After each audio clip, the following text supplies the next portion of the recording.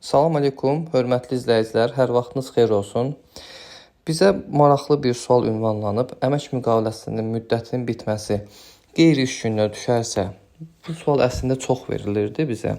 Bunlara cavab verirdik, sadəcə ümumi sualla cavablandırmaq istədik ki, izləyicilərimiz üçün də faydalı olsun.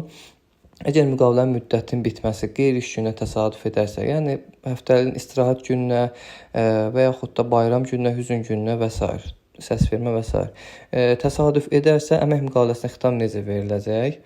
Cavab sadədir. Əslində, əmək məcəlləsinin 8-ci maddəsinin 4-cü bəndinə baxsaq, müddətli əmək müqaviləsi bitməsi və yaxud da hər hansısa bir əməliyyat aparılması ilə bağlı müddətin son günü qeyri-iş gününə təsadüf edərsə, onun ardınca gələn ən yaxın iş günü müddətin bitdiyi gün hesab edilir.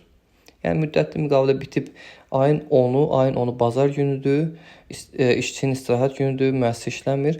11-i birinci gündürsə, artıq 11-i də çıxartmalısınız. Amma 12-si çıxarsa artıq bu xitam qüvvədə olmayacaq, etibarsız olacaq.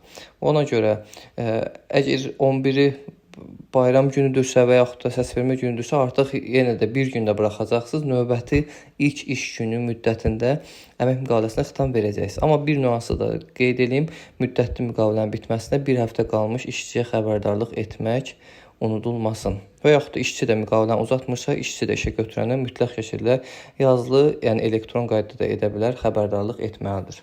Təşəkkür edirəm.